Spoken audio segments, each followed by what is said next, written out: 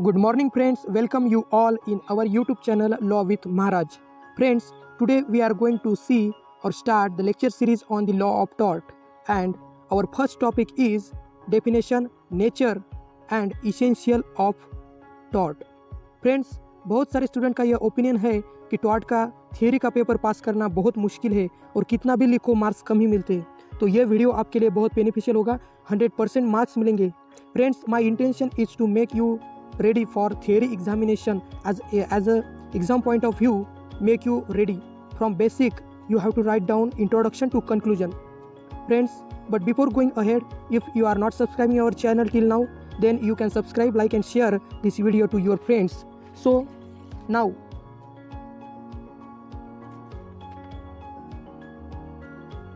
अगर एग्जाम में ऐसा क्वेश्चन आता है कि explain tort, nature and their essential, then you have to write down from introduction to conclusion as I given below this. Then you have to write down, सबसे पहले आपको synopsis लिखना है, उसमें first topic introduction, then definition, then nature of tort, then essential of tort, then conclusion finally आपको लिखना है। So हम शुरुआत करते हैं फ्रॉम इंट्रोडक्शन। इंट्रोडक्शन में फर्स्ट पॉइंट मैंने आपको नोट्स वाइज दिया हुआ है ताकि आपको एग्जाम में कोई भी दिक्कत ना हो। As a exam point of view कैसे लिखना है, मैंने बहुत सारे यूट्यूब पे वीडियो देखे, यूट्यूबर समझाते हैं लेकिन एग्जाम में प्रॉपर वे से लिखना कैसे ये समझाते नहीं है। तो मैंने यही प्रयास किया है कि आपको अच्छी तरह से आप लिख सके, इसलिए मैंने ये वीडियो बनाया है। फ्रॉम इंट्रोडक्शन में टॉर्ट का इंट्रोडक्शन में आपको लिखना है first point, the word tort has been derived from the Latin term that is tortum which means to twist. Means ये टॉर्टम एक लैटिन टर्म है, उससे ये टॉर्ट का निर्माण हुआ है। Tort means a conduct which is not straight और lawful but on the other hand twisted, crooked और अनलॉफुल। मीन्स टॉर्ट क्या है, ट्विस्टेड है, क्रूक्ड है और अनलॉफुल है। आपको ये 2-3 ऐसे इंपॉर्टेंट वर्ड्स याद रखने हैं। Then it is equivalent to the English term wrong. ये आपको 3 पॉइंट इंट्रोडक्शन में सफिशिएंट है लिखने के लिए। देन उसके बाद आपको डेफिनेशन लिखना है। Second, according to Salmond the tort is a civil wrong for which the remedy is common law action for the unliquidated damages. Salmon कहते हैं कि एक टॉर्ट है जो सिविल रॉन्ग है and for that the remedy is common law action for unliquidated damages. और unliquidated damages means क्या होता है आपको मालूम होना चाहिए। जो डैमेजेस प्री डिटरमाइंड नहीं होते उसे अनलिक्विडेटेड डैमेजेस कहते हैं, and which is not exclusively breach of contract, breach of trust and other equitable obligation. जैसे law of contract, breach of contract ये कॉडिफाइड लॉ है, उसी तरह लॉ ऑफ टॉर्ट ये कोडिफाई नहीं है, इसीलिए यहाँ अनलिक्विडेटेड डैमेजेस ही मिलते हैं। ये हुई आपकी डेफिनेशन, पहला इंट्रोडक्शन, दूसरा डेफिनेशन आपको लिखना है। देन उसके बाद हम देखेंगे ingredients of the definition, means definition में प्रॉपरली क्या दिया हुआ है। तो फर्स्ट पॉइंट में tort is a civil wrong हमने बोला, तो उसमें आपको क्या लिखना है। टॉर्ट सिविल रॉन्ग मीन्स क्या होता है, tort belong to the category of civil wrong, ये सीधा पॉइंट है। Then the basic nature of civil wrong is different from criminal wrong. अगर ये सिविल रॉन्ग होगा तो ये डेफिनेटली क्रिमिनल रॉन्ग से अलग है। In the case of civil wrong the injured party that is the plaintiff institute civil proceeding against the wrong doer. Means जो wrong doer होता है उसके अगेंस्ट में civil proceedings law of tort में शुरू की जाती है। In such case the main remedy is damages, means damages ही one of the remedy given under the law of tort. Then the plaintiff is compensated by the defendant for the injury caused to him by the defendant. Means जो plaintiff होता है उसको remedy क्या है, damages है, और वो defendant की तरफ से प्रोवाइड की जाती है। Next, on the other hand in the case of criminal wrong the criminal proceeding against the accuse brought by the state, in that case of criminal wrong the individual who is victim of crime that is sufferer is not compensated. Means जहाँ criminal proceeding हो, criminal offence होता है वहाँ criminal proceeding शुरू की जाती है और उसमें जो विक्टिम होता है उसको गवर्नमेंट की तरफ से सफरर को डैमेजेस मिलते हैं। Then there would be civil action requiring the defendant to pay compensation and in criminal action awarding punishment to the wrong doer. Civil action में डिफेंडेंट को विक्टिम को कॉम्पेंसेशन मिलता है और क्रिमिनल एक्शन में रॉन्ग डूअर को punishment मिलती है। नेक्स्ट है tort is other than a mere breach of contract और breach of trust. Means tort ये ब्रीच ऑफ कॉन्ट्रैक्ट भी नहीं है, ब्रीच ऑफ ट्रस्ट भी नहीं है। जो दोनों भी ये लॉ है वो कोडिफाइड है, but tort is not codified law. इसमें आपको लिखना है tort is that civil wrong which is not exclusively any other kind of civil wrong. Other kind of civil wrong जैसा नहीं है। Breach of contract and breach of trust obviously it would not be consider to be a tort. Contract और breach of trust ये tort की list में नहीं आते। If a person agree to purchase a radio for example set and thereafter does not fulfill his obligation then wrong mere breach of contract। Contract में क्या है, अगर वन पार्टी प्रॉमिस करती है for following the obligation, then if they are not following, then this is called as the breach of contract। but if it is found that it is neither a mere breach of contract nor any other civil wrong, then we can say that the wrong is tort। then tort is redressable by unliquidated damages। as we know, in the tort only unliquidated damages is available for the victim। damages is the most important remedy for the tort, ये लिखना है। second, after the wrong has been committed generally it is money compensation which may satisfy the injured party। जहाँ tort होता है वहाँ money compensation से ही victim को damages दिए जाते हैं। after the commission of the wrong it is not possible to undo the harm which has already been caused। for example, अगर reputation of person has been injured, the original position cannot be restored back। अगर किसी व्यक्ति की मानहानि होती है, defamation होता है by the defamatory statement or publishing, then it is not possible to restore back their reputation, and in that case the only remedy is for compensation, and the compensation is money compensation in the form of unliquidated damages। in the case of tort the damages always unliquidated, means they are not predetermined or decided। जो पहले predetermined नहीं होते और decided भी नहीं होते उसे unliquidated damages कहते हैं। ये हुआ definition and their ingredients। उसके बाद आपको लिखना है nature of tort, and the nature of tort will be explained with the help of distinguishment from law of tort and crime, tort and breach of contract, tort and breach of trust, and tort and quasi contract। इसी 4 point के आधार पर हम law of tort का nature जान सकते हैं, और ये आपको एग्जामिनेशन में भी लिखना है। Tort and crime distinguish. Tort और क्राइम में क्या अंतर है? The wrong which are comparatively less serious are consider to be private wrong और सिविल रॉन्ग। जो रॉन्ग कंपेरेटिवली लेस सीरियस है उसे सिविल रॉन्ग और टॉर्ट कहते हैं, और वेराज इसके अगेंस्ट में जो wrong consider to be public wrong और more serious called as crime. There are various wrong which find their place under both criminal law and law of tort।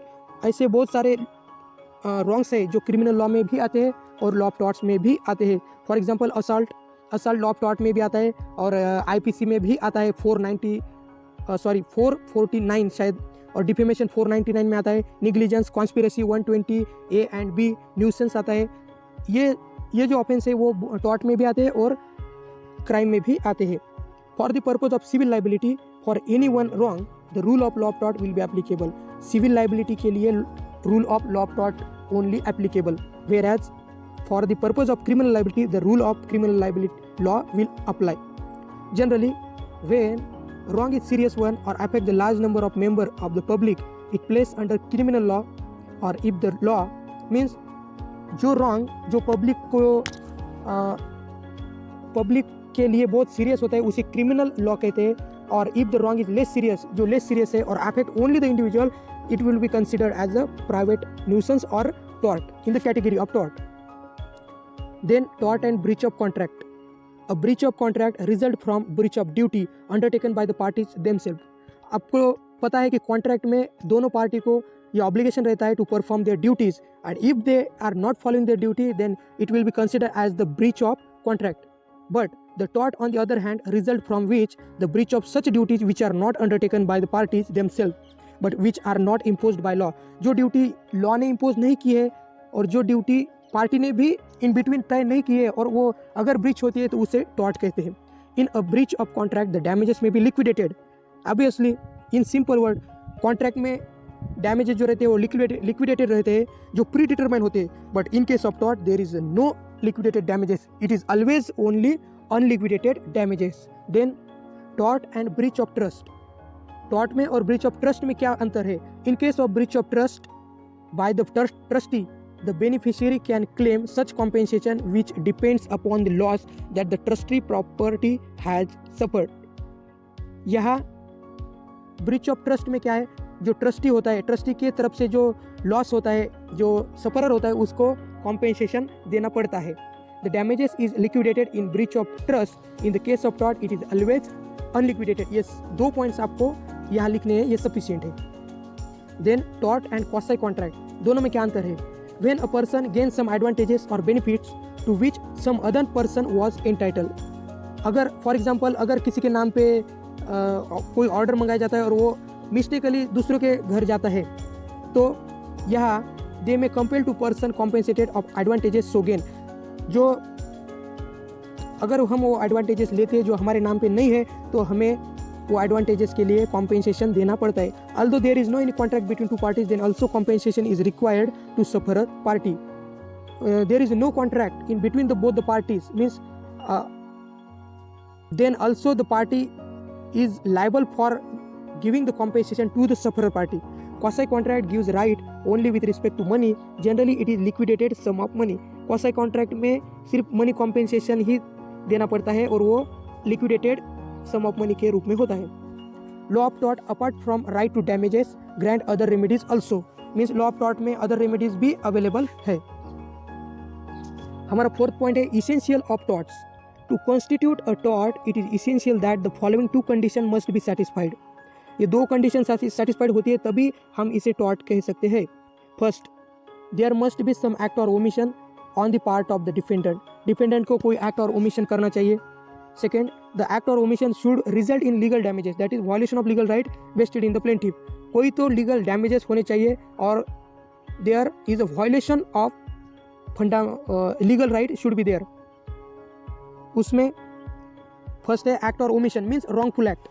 In order to make a person liable for tort, he must have done some act which was not expected to do. जो हमें करना नहीं चाहिए वो अगर कोई person करता है तो वो टॉर्ट की कैटेगरी में आएगा और एक्ट और रॉन्गफुल एक्ट कहलाएगा. He must have omitted to something which he was suppose to do.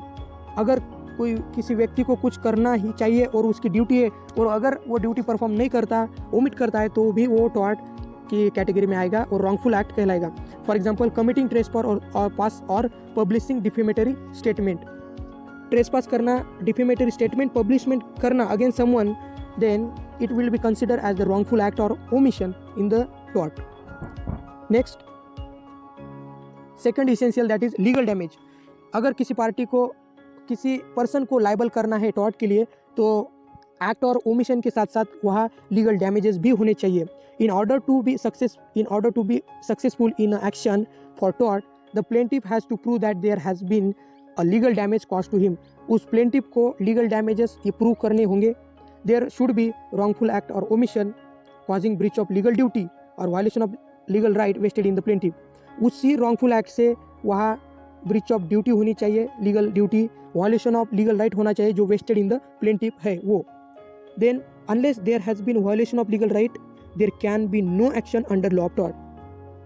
जब तक violation of legal right का violation नहीं होता, तब तक वहाँ law of tort के अंतर्गत एक्शन नहीं ली जा सकती. ये लीगल डैमेजेस में आपको 2-3 पॉइंट्स लिखने हैं. देन यह इंपॉर्टेंट मैगजीम्स है जो लीगल डैमेजेस से कंसर्न है. First is injuria sine damnum, means violation of legal right without causing any harm, loss और damages to the plaintiff.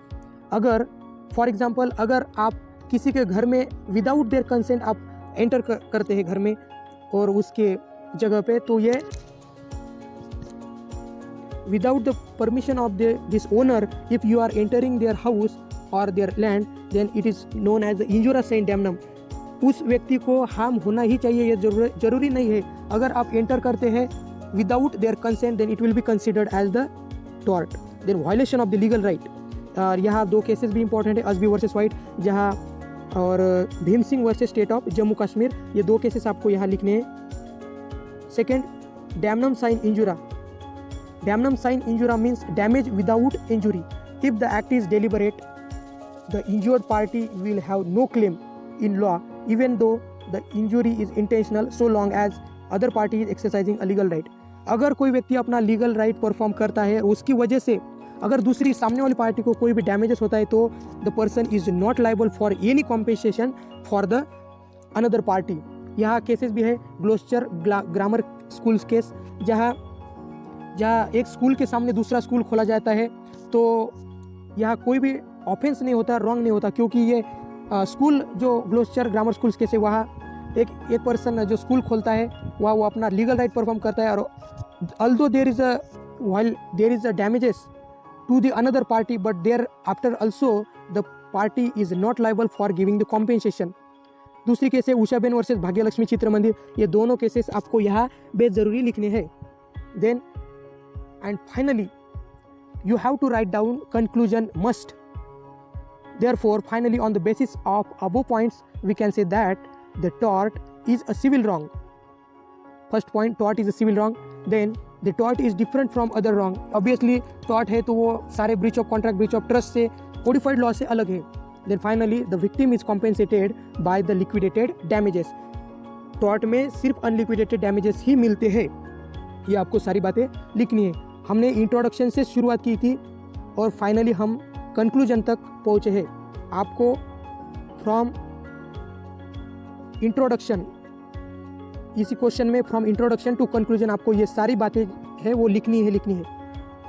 Then definition, then ingredient, then ingredients of tort, then nature on the basis of four topic, then essential act और omission and the legal damages, and वहाँ important maxim भी आपको लिखनी है, injuria sine damnum and damnum sine injuria, and finally you have to write down conclusion.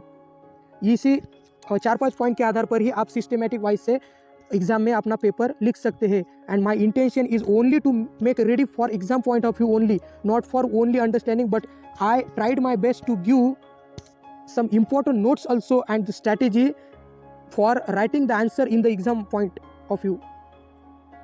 And finally thank you so much for watching this video and press the bell icon for never miss any update from this channel। Thank you so much।